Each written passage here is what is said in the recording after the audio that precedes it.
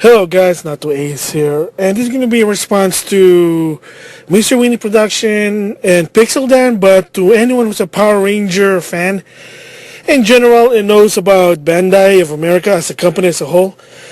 So yes, I know I'm jumping the bandwagon. I'm kind of pretty too late in this one, but I kind of want to give my personal thoughts in this one because, as you know me, I think I did some vlog. I kind of talked about Power Ranger and Super Sentai to some extent, not so much.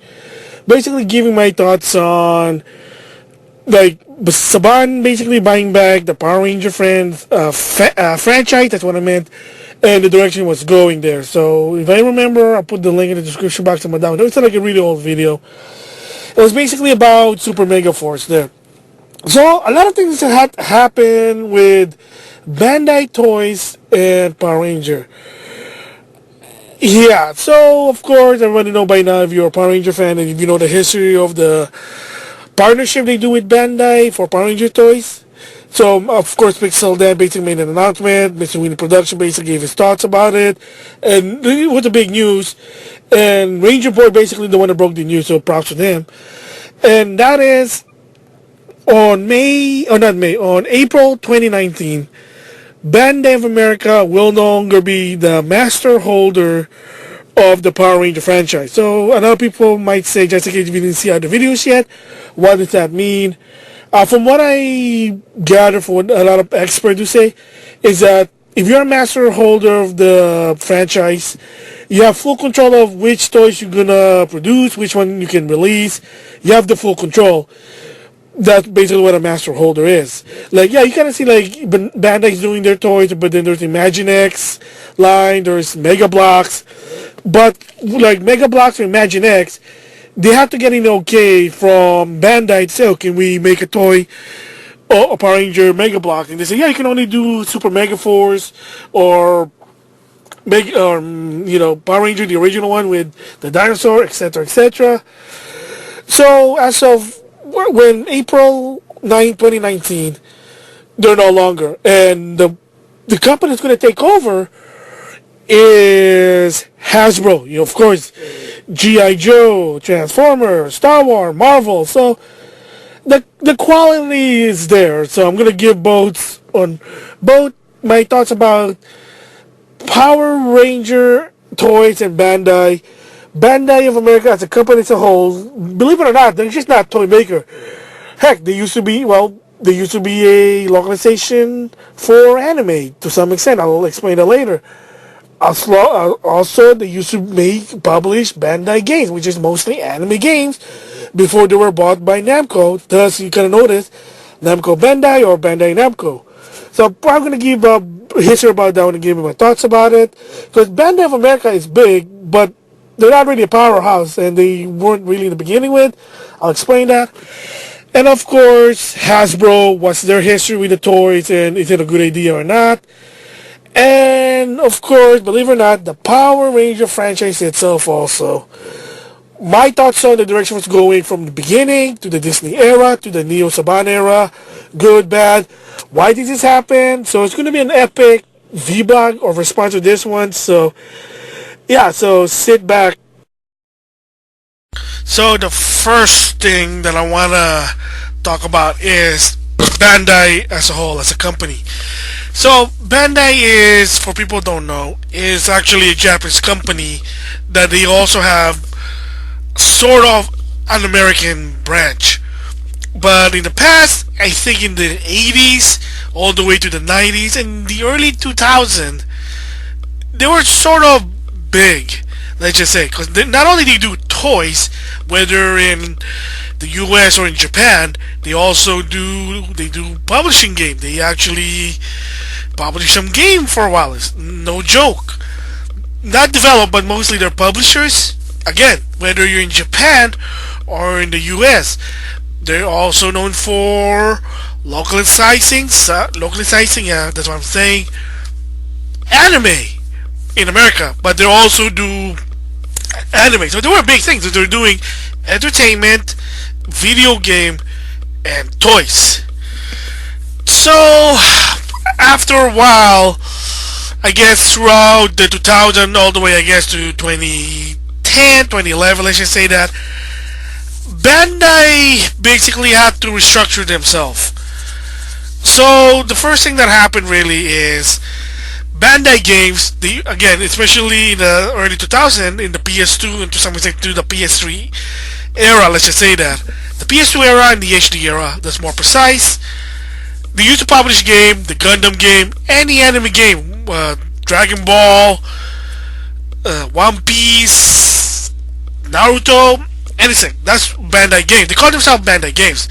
And in the toy line, of course in Japan, Super Sentai, and of course if you know what Super Sentai is in America, Power Ranger, they were known for in Bandai Toys basically do Power Ranger. That's their big thing, that's their poster child.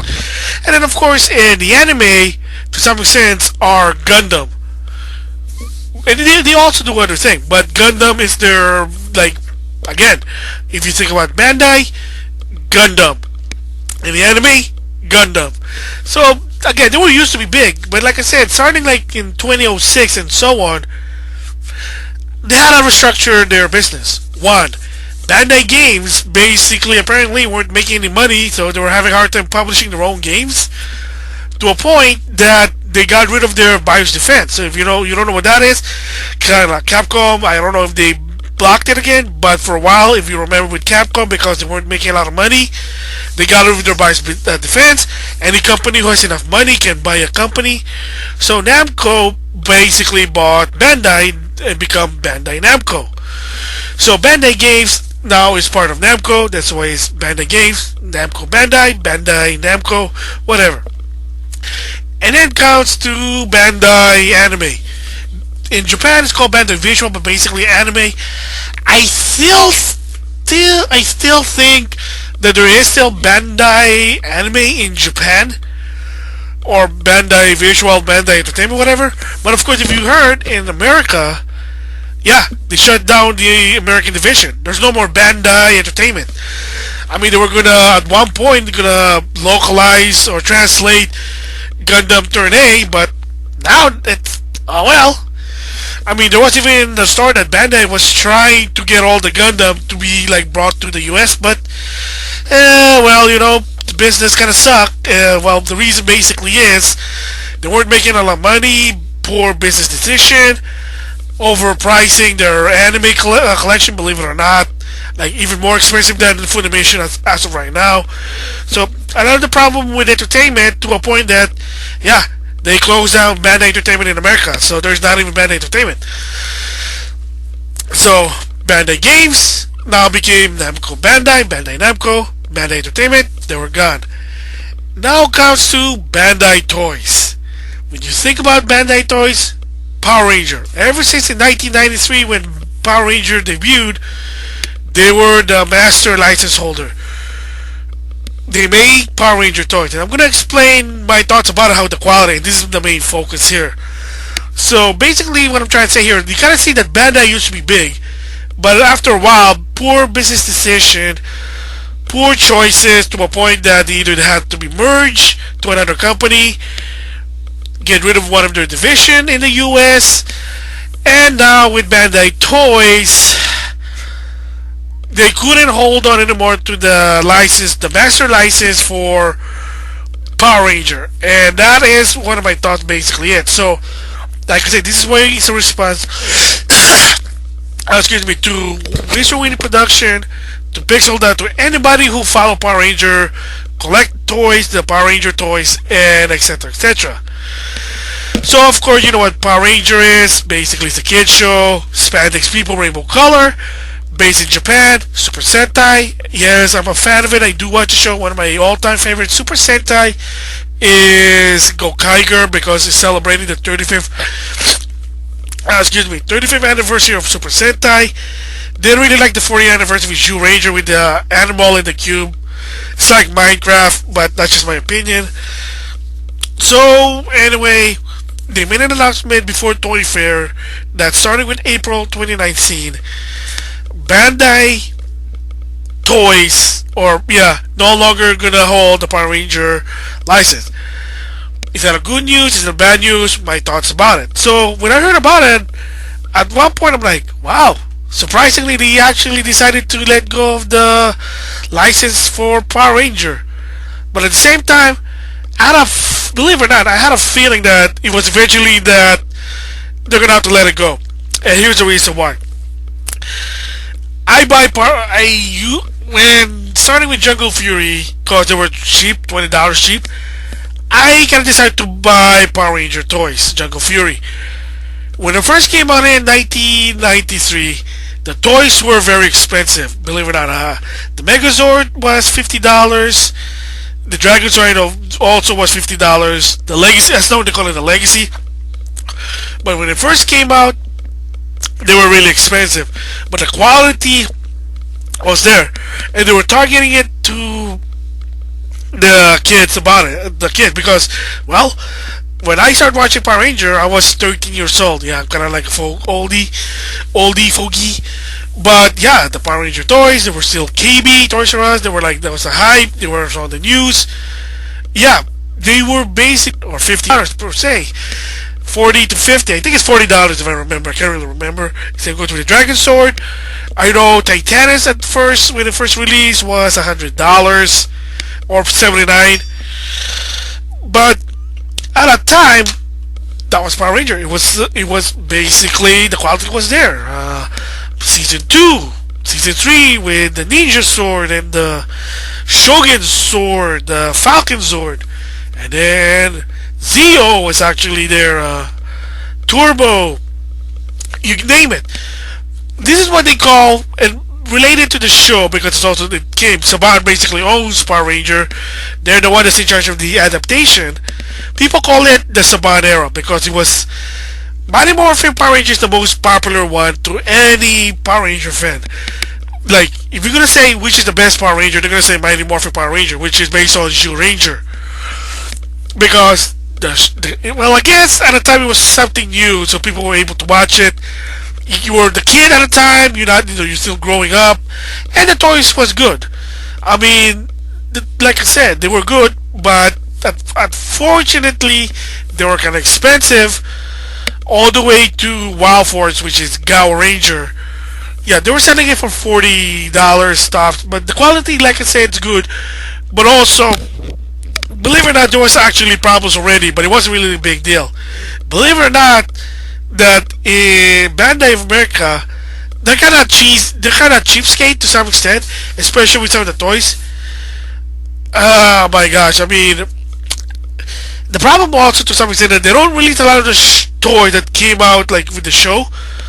And some people, if you're super saying, hey, I remember that toy in Japan, how come you never brought it out outside of Japan?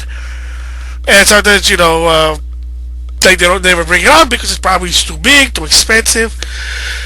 Yeah, like I said, one of the problem is quality may be there, but it is also expensive. Pure Midas was actually $200. I remember Toys R Us when I was in high school. It was $200. It was expensive. Titanus, like I said, was $79, and then there was also a Space Titanus, but that was only a toy exclusive. But whatever. Yeah, Pure Midas was actually expensive. People didn't really buy it because it was too expensive. So you gotta see what was going on there. That when let's just say if the Power Rangers season had like an Ultra Zords type configuration, and then you want the big toy, chances of them being released is probably going to be slim, believe it or not. I know when the Disney era started, Bandai didn't really release a Brachiosaurus for, Black Dino Center Ranger.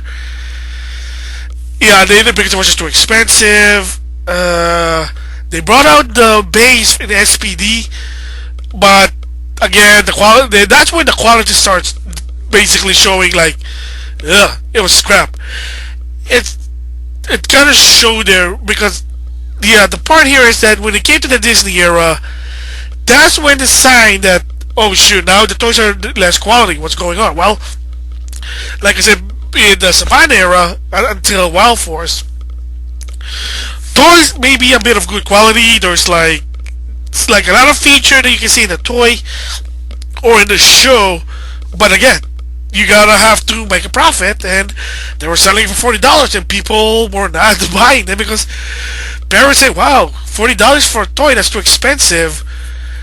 Like like I said, starting with Jungle Fury, they decided to dumb it down to make it more affordable, but at the same time, kind of getting rid of a lot of the features. Believe it or not. Oh, excuse me. So the Disney era, Jungle Fury had the toys were okay in Jungle Fury. I know Operation Overdrive basically it was somewhere 50-50, but again, same deal. They're trying to find a way. So, like I said, they were trying to make $20, and then starting with RPM is where RPM actually was okay.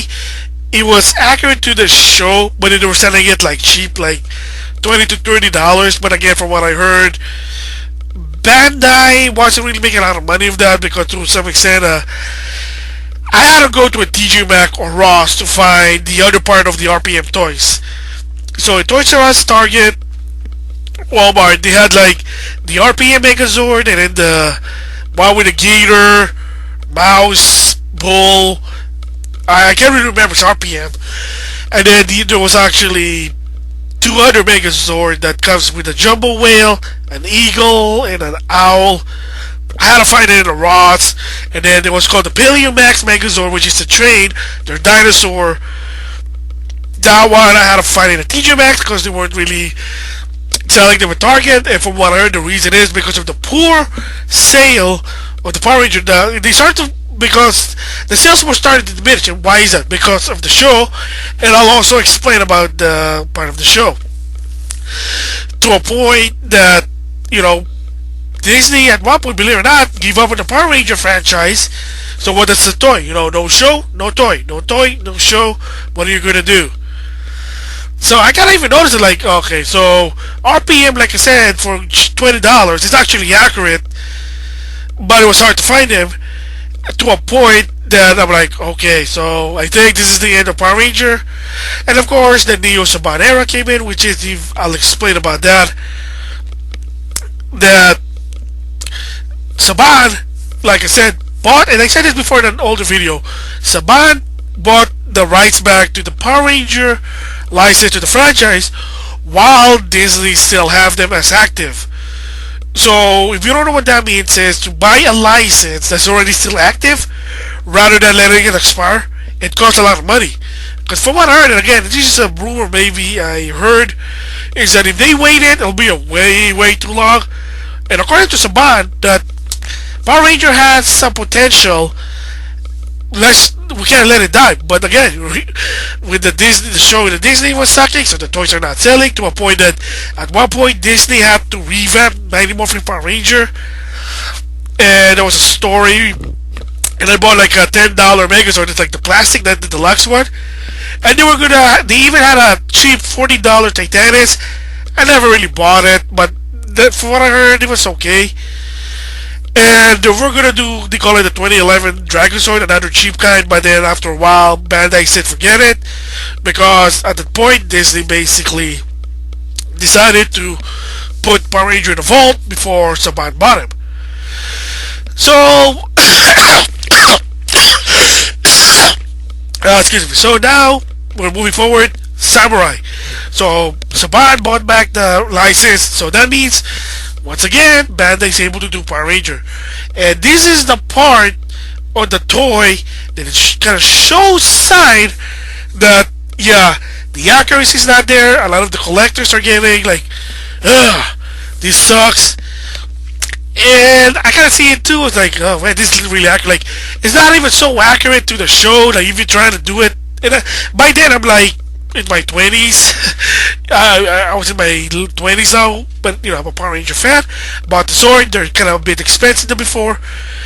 They used to be 20. Now, after a while, they made it 30. Kind of BS. Got the sales, but yeah. So of course, you gotta understand it's still a business. So I'll explain it later.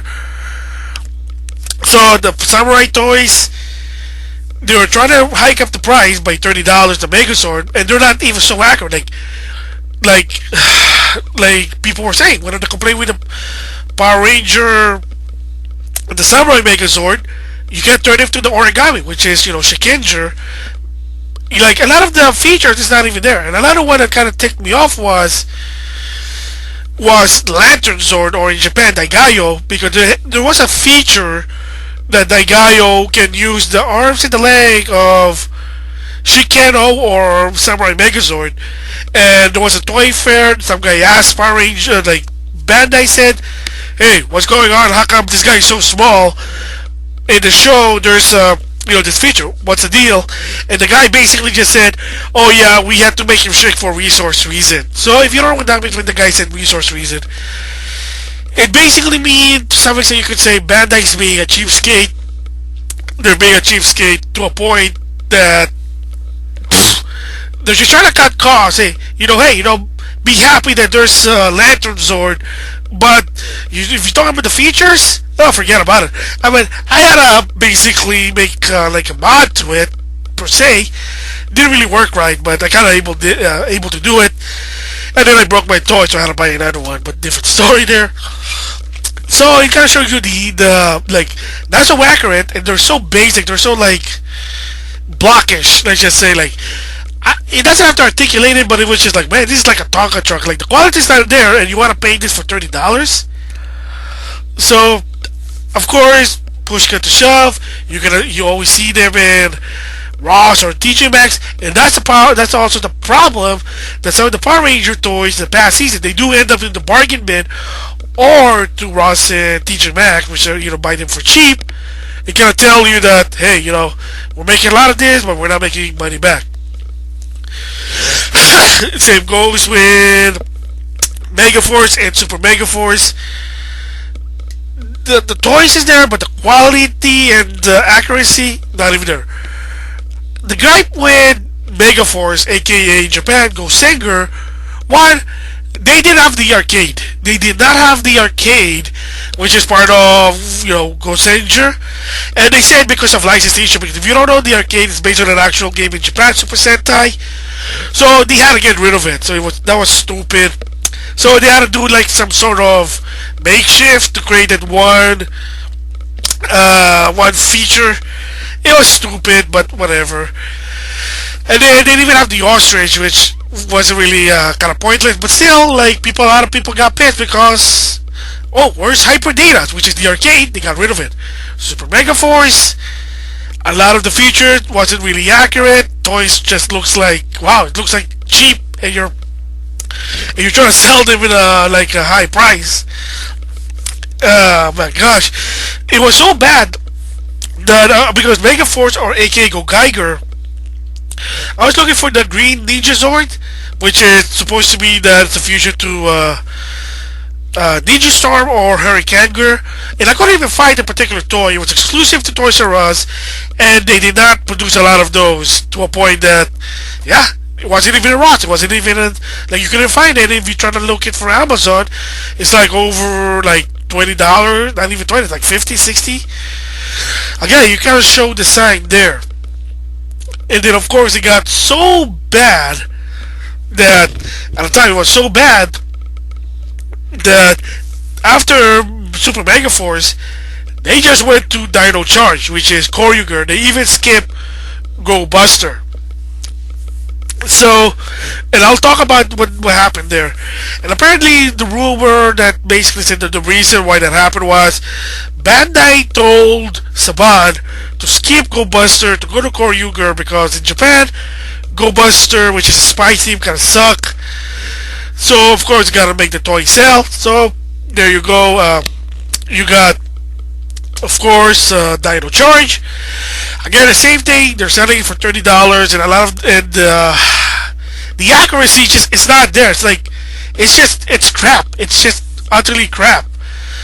What's that? Brachiosaur Megazord, the gray dinosaur, Brachio dinosaur. Yeah, it looks like blockish. It's like really that's like for $30 for this. Oh my gosh! I'm surprised that the actual Megazord, or the Dino Megazord, and the gold Piotra Megazord, I forget the name. It was more accurate, but yeah, that gray Brachiosaur, I can't remember the name. Excuse me. Yeah, like the quality is like utterly shit. So it was so bad to a point that I stopped caring for the toys, believe it or not. Granted, they even had like auxiliary Zord. I managed to buy the one from the show. They actually some new one. Never really bought them. However, but after a while, I'm like, okay, the quality's just utterly crap there. I'm done with this. Then came Ninja Steel, and when I saw the toys, I'm like, okay, this is just really crap. The quality's not there, and this is what Mr. Winnie Production basically was saying, that he kind of disappointed. The quality is not there anymore. The giant lion fortress, it looks like a freaking Tonka truck. The Megazord just didn't look right. A lot of the accuracy was being taken away to make it cheap. Like they said, the Ninja Star, you can't even spin it when you put in the sword. The Ninja Star, it was foamy. Yeah, I kind of see the accuracy. They're like, okay, it's really crap. So why? Why is it so cheap there? Because apparently, they don't sell. Excuse me. Yeah, I mean, I don't know what to say, but yeah, like every season, the quality is becoming shit. Excuse the language. I mean, yeah, they're targeting to the kids, but do you think the kids gonna like that if it looks so dumbed down? Like, even the parents say, why am I paying this much money for something that's not even so quality, like high quality? It's like, oh my gosh, it's like something you buy it from the 99-cent store. I'm sorry to say, I know I'm sort of insulting Bandai, but it kind of showed there. That's why Ninja Steel, I stopped buying the toys because it was like stupid. Like the Life Force for $100, really? That thing looks like crap, dude. It looks crap. It's not even accurate. It's horrible. It's so horrible. So this is the reason why now that Power Ranger or not Power Ranger, but Bandai and Saban for the Power Ranger, they're done. So yeah, like I said, as of April 2019, Bandai Toys will no longer have the license for the Power Ranger, and in my opinion, I think that's a good thing because it was just crap, dude. It was just crap. So alright, so I'm gonna end it here with part 1. I'm gonna probably do this by part because this is way too long. Trying to give the history about the Power Ranger, maybe I could cut it short. So yeah, so part 1, basically, why is this happening? Because again, the quality of the Power Ranger toys from Bandai Toys over the years just became crap. So part 2 is basically who's the new license holder. I do apologize, I'm a little bit sicker, that's why. So that's what gonna be part 2 is. So stay tuned for that.